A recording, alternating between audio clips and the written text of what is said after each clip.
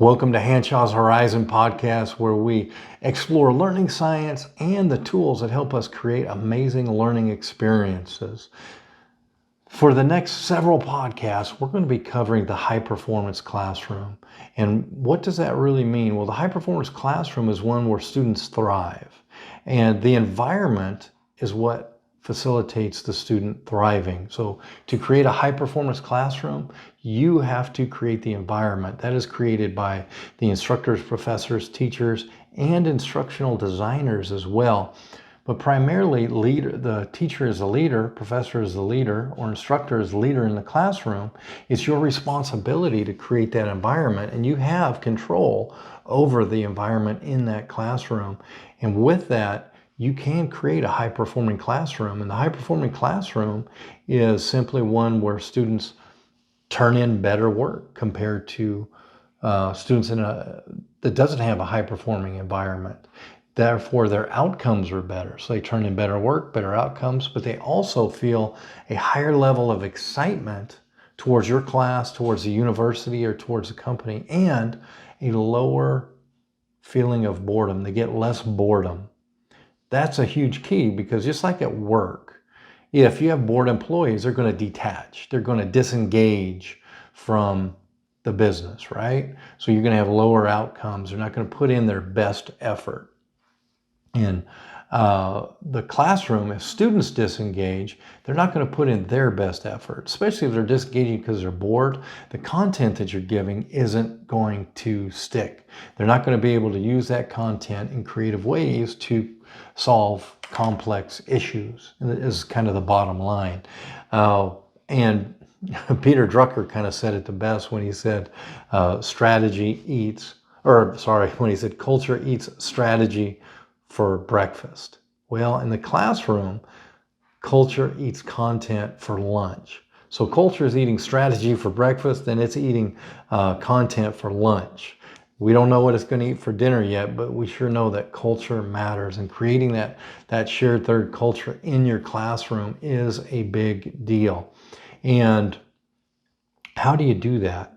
First off, what is the high-performing classroom? One more time, it is the classroom where students thrive. What do we mean by thrive? Turn in better work. They have higher grades, so better outcomes. They have a lower sense of boredom and an increased sense of excitement for the class. So that's kind of important. They have that increased sense of excitement, and they feel that they can take a risk and turn in their best work. So what does that mean? How do we create that environment? Well, the environment is created by two things. It's created by psychological safety and high standards. Both have to be articulated well right up front. Psychological safety may or may not be what you think it is, because we all have kind of different definitions of psychological safety. And Amy Edmondson, in her book, The Fearless Organization, she really covered that well, where she had many samples in the medical industry and several others, the car industry as well, on how psychological safety makes such a big difference within the work environment. And Tim Clark also wrote the book, The 4 Stages of Psychological Safety. And I use Tim Clark's definition for psychological safety because I think it fits so well within the classroom. And that is, he defines psychological safety as rewarded vulnerability.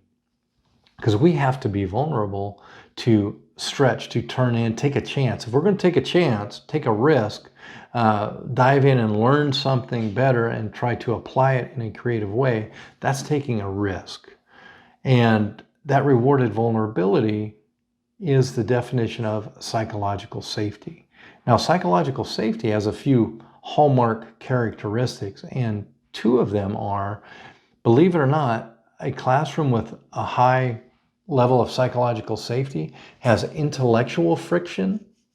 So we have friction on an intellectual level and on a creative level. It doesn't mean everybody's bickering all the time, but it means that we're having candid conversations about topics where everybody's thoughts and ideas that are put out are challenged and built upon. So once an idea is put out, it becomes the class's idea, and the class then builds it up, looks for shortcomings, things like that. So it's a space where students can really grow with the content that you're delivering to them within the course. So that is hugely important. So let's just kind of jump in, and the 4 stages of psychological safety that Tim Clark posited in his book, 4 Stages of Psychological Safety, are inclusion safety, learner safety, contributor safety, and then challenger safety.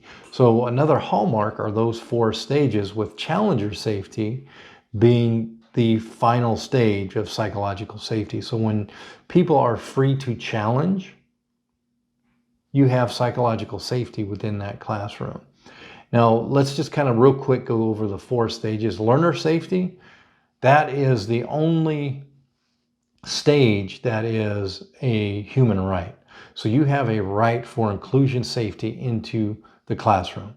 As instructors, professors, designers, we have to build that into our class. We have to make sure we are including everyone. That's a simple thing, is using names when giving feedback. We're going to get a lot deeper into a lot of that on creating that high performance environment.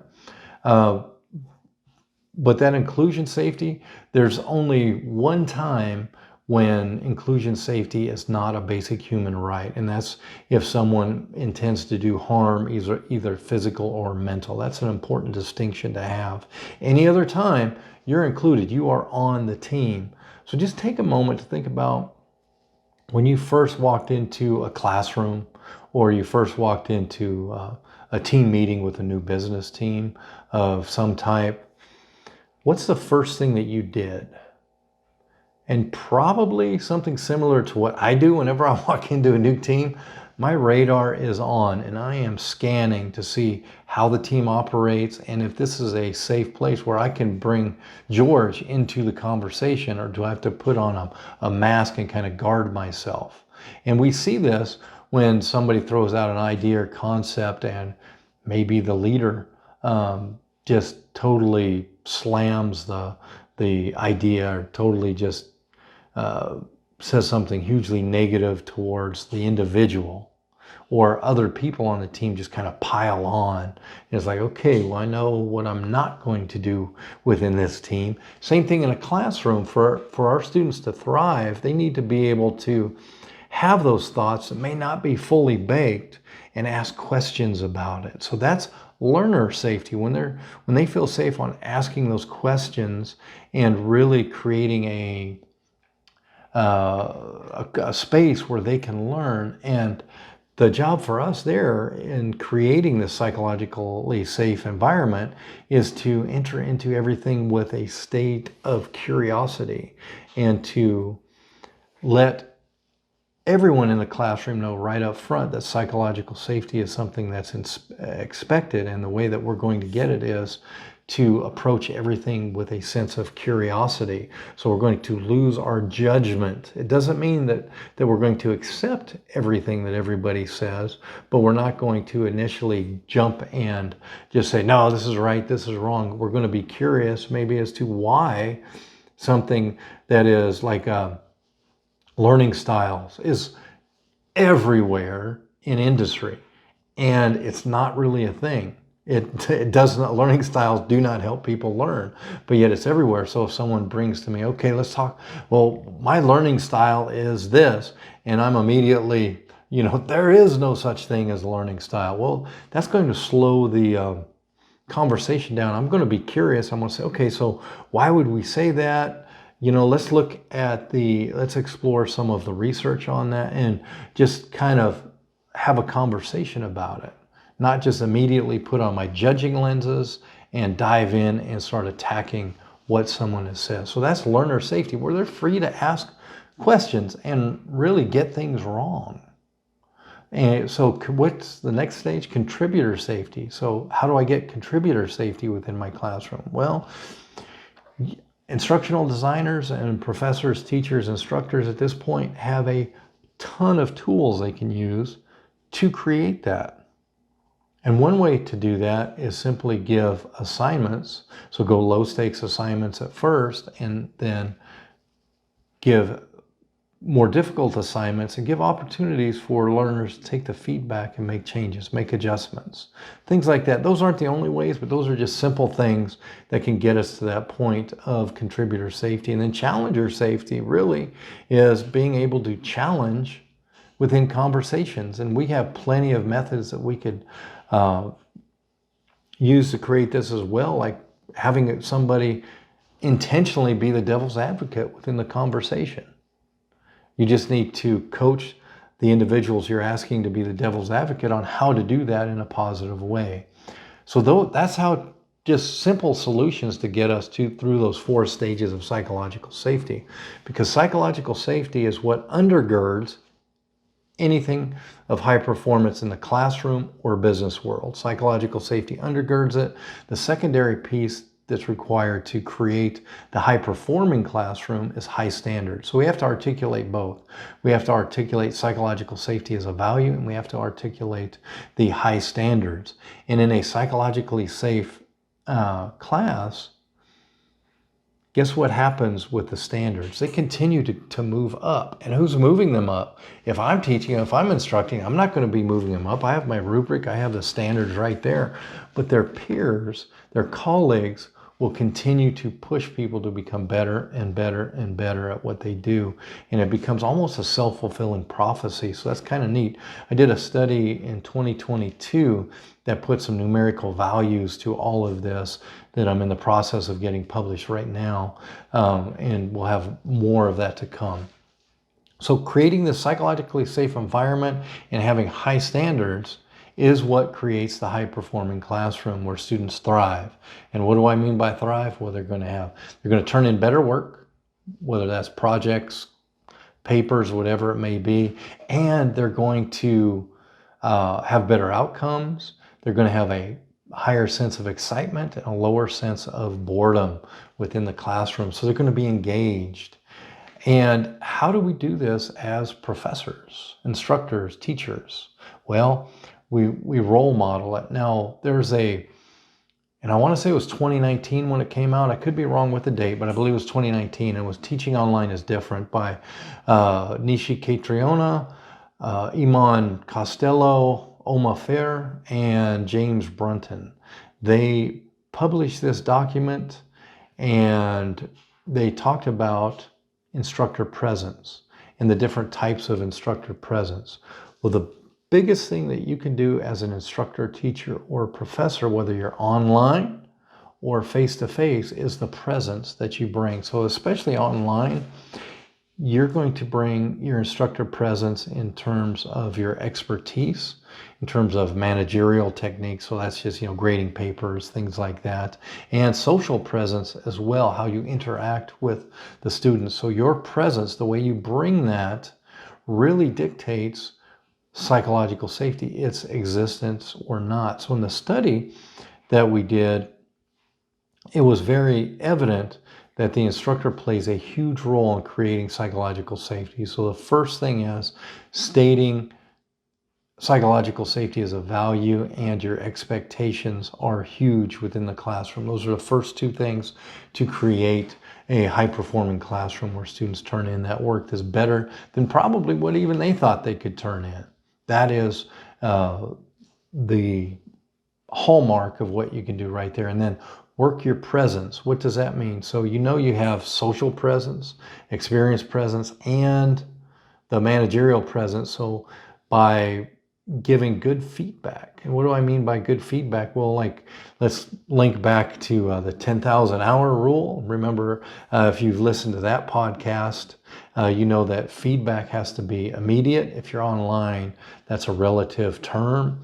So immediate, but it's got to focus on the future. So where that individual needs to get to in order to succeed. So yes, point out what the student's doing wrong, but lead them to where they need to be. So if all we do is point out what's wrong, that's not a place where people feel safe to turn in their work. So that's that contributor safety. They're not feeling that. You want to point out what's wrong. We can't let them just get away with poor work, but also point them in the direction of where they need to go to be excellent. Teach them how to go. So think of yourself as a coach within that session. So that helps to create psychological safety all the way up to contributor safety. And when we do that, when we build our presence, in this case, we use our managerial presence to give feedback that was meaningful for the individuals. That helps the individuals grow. And when they grow, they are going to perform better, because once they get a taste of that growth and how well they can do, it's simply going to multiply, multiply, multiply. The next step is your social presence. That doesn't mean that you have to be well liked by everybody or do social media or anything else. What that means is you share your experience and you share your authentic self. So if students are going to bring their authentic self to class in a high-performing classroom, you can also bring yourself. And if you don't, then you're not going to create that environment, but you also bring your authentic self. And you do this by sharing your experience and share some failures, because nobody has done anything of any substance without failing at some point. So share those failures, let people know what you did and how you rectified it. Because when they see you say, oh, wow, if they can do that, then, there's room for me to grow as well, and I can do this. So that gets them up to that contributor safety. And then the challenger safety is just assign those devil's advocates and create conversations where students can contradict you. Crazy concept, but when they can contradict you, then they really feel that they can challenge anything. And then you coach them on how to contradict and what evidence they need to bring in order to make it a true high-performing classroom. Because when they challenge you with evidence, it's a really good conversation to have, and your students are then taking your content and using it in creative ways to solve complex issues. Because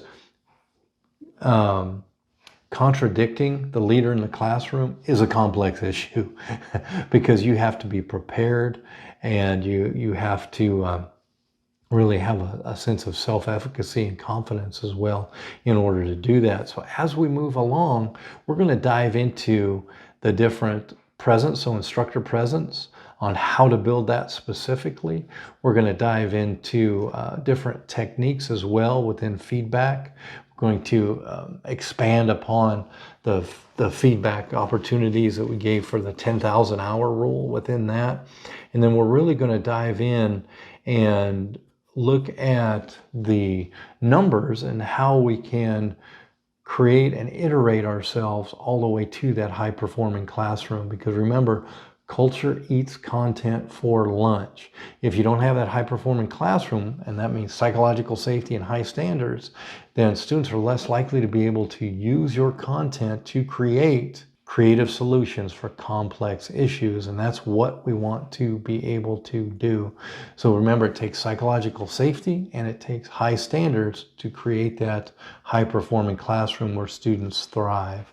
And we as leaders in the classroom have control over the environment that we create. So the environment, that shared third culture that we create within the classroom, is what helps students to thrive. And we see that over and over and over again. So until next time, the next podcast, we're going to dive into specific techniques and tactics on how to do that.